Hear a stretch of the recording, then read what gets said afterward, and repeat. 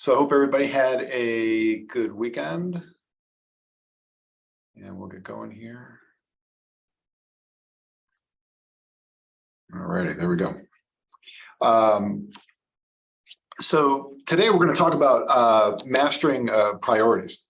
And I'm looking forward to this. This is going to be a little bit longer of a segment, but full of all sorts of rich stuff. So, when we're talking about mastering our priorities, I found this definition of priority, and I want to draw your attention to the languaging here because it's very important, right? The fact or condition of being regarded or treated as more important than others. And the word that got me was condition. Okay, so when we're setting our priorities, what we're really doing is we're setting an action, things that we want to have in place so that we can change our condition. Okay, so it's an action to change condition. A Mark Twain quote, so to change our life, we need to change our priorities. And so that's where that whole concept about priorities are really about changing our current condition, whatever that is. All right. And priorities really are our North Star that define our direction, which then defines who we are. Okay. So whatever we find to be our priorities, those are the things that really actually kind of define us. And I think it's easy to kind of lose that concept. Okay. Because day to day we get caught up in things, and stuff happens. You got kids, you got work, you got all this other stuff, right? And then, but are we keeping true to what our priorities are? Because they do define us. Because at the end of the day, whatever condition we're currently in, whatever state, okay, not with no judgment, but whatever current condition or state we're in, it's directly related to the priorities that we set in the past. And that's why when we set our priorities, they're so important. And there's another aspect to this as well, is that oops, where we go, there we are. So when we have passive priorities and we have active priorities, and I think it's important to kind of understand that. All right, so if I'll use an easy one. I guess it's an easier one for me, right? If I don't want to get up in the morning and go to the gym and I need more sleep, sleep is my priority. Okay. If I want to stay up at night and I want to binge watch, some series, okay, no judgment on that, but if that's what I want to do, that's a priority, as opposed to going to bed early so I can get up and take a walk in the morning, or be better organized in the morning, whatever the case may be. So we have active and passive priorities. So now an active priority would be, well, I'm not going to binge watch this show. I'm going to eat right tonight, and I'm going to go to bed so I can get up early, so I can feel good, get up early, go to the gym. Okay, that's an active priority. All right, and so we have these priorities that are active and passive, and I think we toggle in between them without kind of really fully understanding it. So what I like to challenge everyone to is that as you're going through your day and your week, kind of identify, all right, well, that was an active priority, that's a passive priority, right? The passive ones, we just kind of default to them. The active ones are an actual thought, right? I'm staying on task. This is what I'm doing, right? So, and kind of, thinking through all this, I thought it would be good to identify the fact that we do have, the absence of a priority in of itself is a priority, if you want to look at it that way. So it was kind of fun. So how do we determine our priorities? So I broke these down into 5 subsets. Now you could modify this any way you want, depending on what your life is. So don't, this is just really more modeling for everybody. Okay. So, when we look at priorities, they're really long-term visions. Okay. There's really not much you can set in a week as a priority. Okay. So you really have to kind of think long-term. Doesn't need to be 10 years, could be 10 months, could be 6 months, could be 5 years, right? Whatever the case may be. But what are my long-term priorities, right? And what's my vision around that? Like where do I want, if I'm going to do a certain thing, a certain set of things, well, where do I want to land? Okay. So I broke it down to personal growth, self-care, family, friends, work. And the work being the last one, that's not a mistake. okay? Because we can't show up well anywhere, including work, unless we take care of ourselves. So, I think that, the whole thing about work-life balance, yes, of course, that's a thing. And we should have that. But we should also understand that, wherever we go, whatever condition we're in, that's how we show up, wherever you go, there you are, right? And so, the work part, yes, work is a priority for all sorts of different reasons. But if we're not centered personally, and if our family's not right, okay, and we're not in congruence with our friends, those types of things, well, it's pretty hard to show up anywhere, including work, where you can be, the best version of yourself.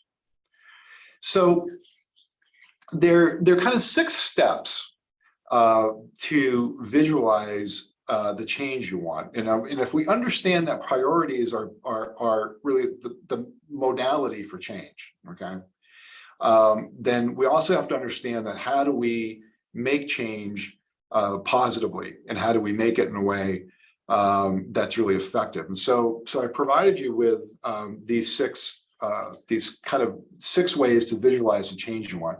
The first is create the vision of what you want so that your vision can replace your old program beliefs. So if you're used to doing certain things one way, and you want a different outcome, you have to be able to visualize that other outcome. You have to be able to visualize that other outcome and exchange the 2 visions for each other. Okay, I operate or I perform or whatever the case may be this way, but I really want it to be this way. Well, forget about this way, focus on this one. Okay. Be present and mindful of your thoughts, so as they occur, you can literally remove old beliefs and replace them with the new vision that you want. So I'm going to stick with fitness just because I think it's easier for me, but I think most people can relate to it. Is that if all I can do right now is run a mile, and I want to be able to do, and I want to start training for a 5K, right, or a 3-mile race. Then what I need to do is replace the thought that I can only run a mile, and I have to replace that with, I can't wait until I run 3 miles, or I'm going to run 3 miles. I see myself crossing the finish line, right? And you have to be able to actively remove the thought you don't want and drop in the thought you do want. You have to feel your vision, don't just picture it, you have to feel it. The stronger the feeling, the better the vision. I feel myself crossing the finish line, and how exhilarating that's going to be. 4, make a plan to achieve your outcomes, as we're talking about priorities. Write them down and measure yourself, right? And we're going to talk a little bit about that in coming next slide. Review your plan with a friend and ask them to check in with you for accountability. Don't keep these things, don't let them be a secret, right? Just share them with people, right? It's important. It's important that you communicate. This is what I want to do. Now, here's the thing about that. If you're going to share with people what you're going to do, right, there's a little bit of emotional risk with that, but that's okay. All right. If you tell somebody, hey, I'm training for a 5K, well, that's a little extra pressure. Okay. A little extra competitiveness with yourself, right? Now you've told the world this is what you want to do. Don't be afraid of that. 6 is be kind to yourself. And, we all, when we make goals and priorities, we have slippages. Okay. It's just the way it is. And I'm kind of an advocate of, first of all, certainly don't beat yourself up about it, because that's not going to get you anywhere. But the other thing is that one of the reasons why we have slippages, right, in our goals, priorities, right, all those types of things, they serve to remind us about why we set out on this path in the first place. So, a little, taking a couple steps backwards to go forwards, that's okay, because it emphasizes again, why you're doing what you're doing. The other thing that kind of goes along with all this is that as we are creating our priorities, these aren't just check boxes, okay? These aren't just boxes we check. Yep, did that. Yep, I ate well last night. No, that was great. I ate well. I feel good. Okay, it's about the feeling around it. All right. If you think about the connection between the heart and the brain, okay, the heart feels, the brain calculates. Okay. Where we get our feeling from is not from our brain, it's from our heart. And so when we want to achieve something, this just isn't about going through the steps. It's by going through the steps and feeling your way into the emotion about what outcome you want. And that's a really important part of this. Okay. It's not just about checking boxes. So day by day, we want to be setting, our short-term goals, because our short-term goals fold into what our long-term vision is. And again, there's all sorts of different ways to do it. I've just given you four. But you can certainly add and subtract to this. If you have a system that works for you now, you continue to use that. But, first is you want to make a simple list of the regular activities that will help you achieve your long-term goals, right? Your priorities. Keep them simple, 3 to 5 bullets. You don't need any more than that. All right. People come up with these big, long, extravagant lists, and it's the brain's way of kind of overcomplicating things, because if you make it more complicated and if it doesn't go well, that's not really your fault. All right. Keep it simple. You want to write it down. I use a journal. You could use a pad of paper. You certainly could do it on your phone or your computer, but write it down. Once we commit things to writing, right, we're literally more committed to it. And then you review periodically and you adjust as needed. So just because you start out with, my priority is to do this thing, and as I'm going along and I'm using my short-term goals, my short-term steps, right, to achieve my goals, and I'm kind of finding, well, this works better than that. Well, then make the adjustment. Okay. It's key to this is being committed and flexible. So one of the things where we get stuck, okay, is we get stuck in our thinking. And if anyone has seen, the new Top Gun movie, right? Like one of the great lines in the movie that Tom Cruise has is, don't think, do. And that's really appropriate for this.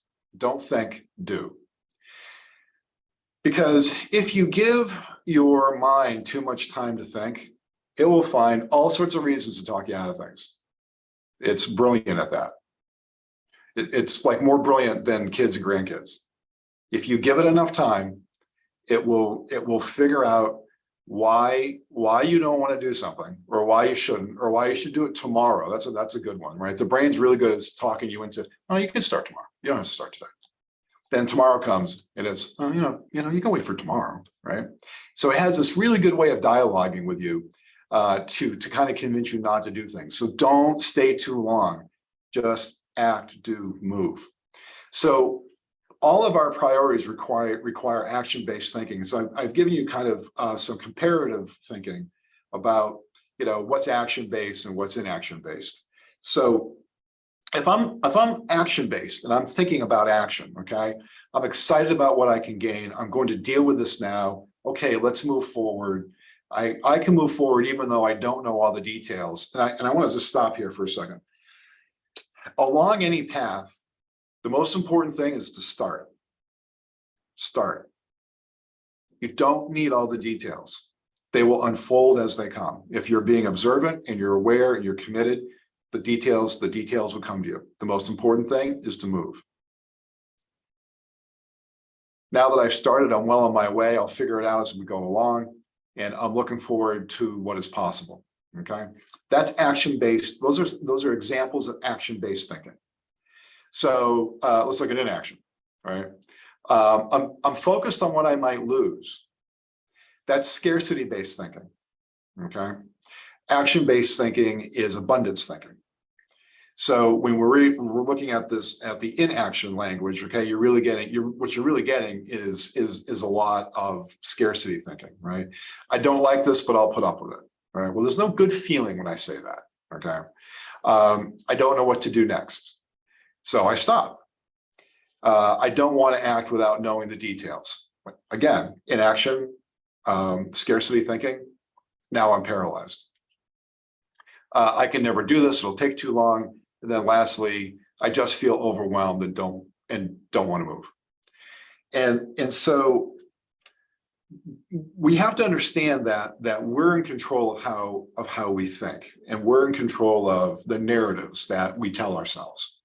And so when we want to move forward and with whatever it is and setting priorities and goals, and we want to have some different outcome from our current condition, we have to control our thinking. That's one of the reasons why I gave you this, action and inaction, is because where almost it all falls apart is in inaction.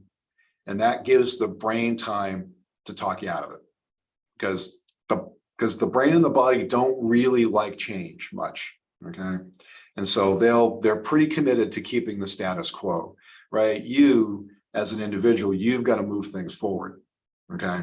And basically retrain your body, retrain your brain for whatever it is you want to achieve. And then lastly is stay committed to your decisions, but stay flexible in your approach. So, on setting whatever your priorities are, it might not, you might start off a little awkward. It might start off with a little, geez, I'm not so sure about this. I'm going to try a couple things, a little bit of experimentation. That's okay. And then you'll find out through your experimentation what's working and what's not working. And then you can make a pivot from there, right? But it doesn't need to be perfect. Like, we don't need perfection to move forward. Okay. Action in of itself is perfection. Move forward.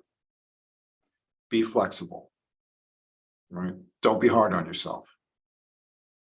And whatever resources and details you need, they will unfold as the journey goes on. So let's see what we got for chats.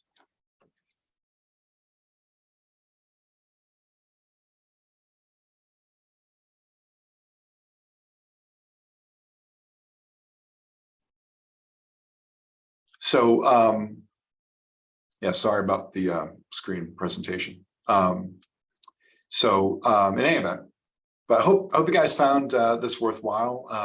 It's kind of a fun topic, really, when you think about it, and being able to kind of work your way through it and experiment, have fun with it. That's kind of really what it's all about. It's a fun, when we're setting priorities to change our condition. And that's really what we want. So I hope this was helpful. Hope everybody has a great week, and we'll see you next Monday. Take care.